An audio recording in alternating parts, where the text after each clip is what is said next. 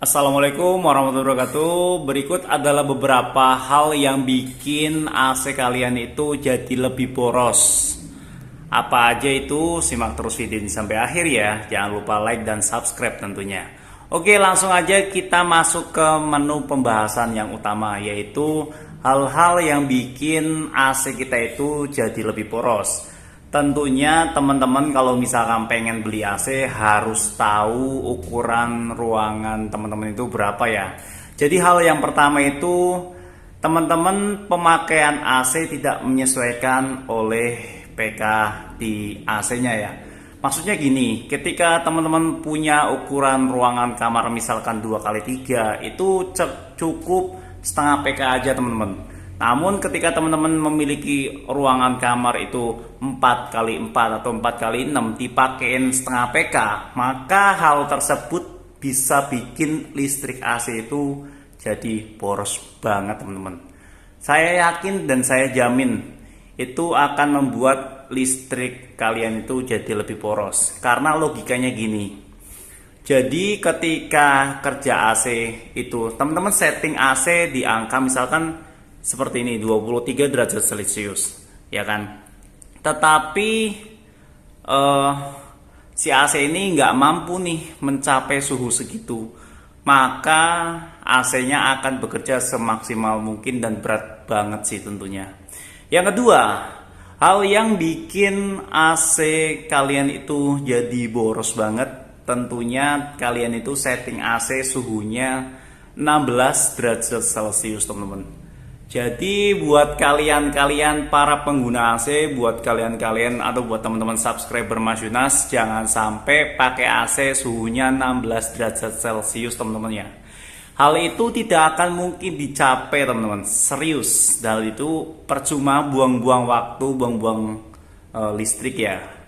Jadi maksudnya gini, ketika teman-teman setting 16 derajat Celcius tuh, ya kan, 16 derajat Celcius ini ya kan nih, maka kalian itu sama aja nyuruh si AC ini buat kerja. AC, aku pengen suhu ruangan ini jadi 16 derajat Celcius dong, coba kerjakan.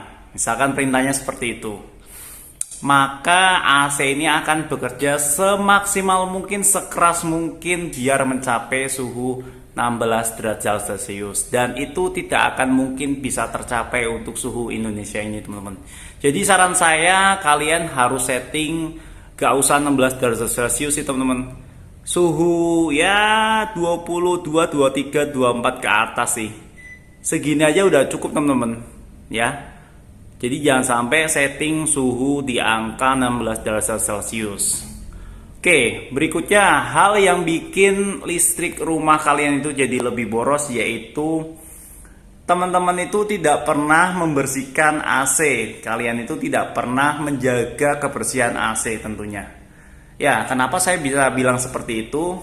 Ketika indoor dan outdoornya AC itu kotor, maka istilahnya si AC ini akan bekerja lebih maksimal. Jadi dia lebih berat lah ketimbang kondisinya lebih bersih ya. Misalkan di bagian filter AC-nya, di bagian evaporatornya, di bagian kondensornya, di bagian outdoor.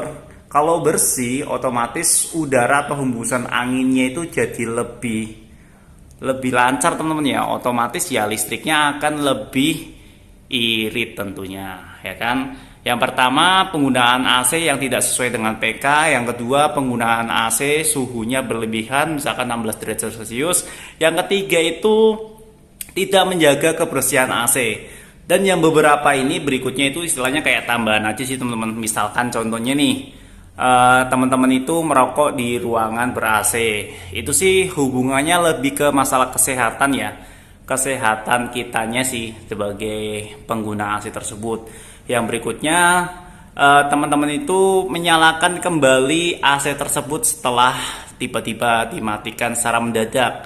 Ya jangan seperti itu. Itu maksudnya nantinya oli kompresornya itu istilahnya belum kembali seperti semula lah, belum kembali seperti 100% kayak gitu teman-teman.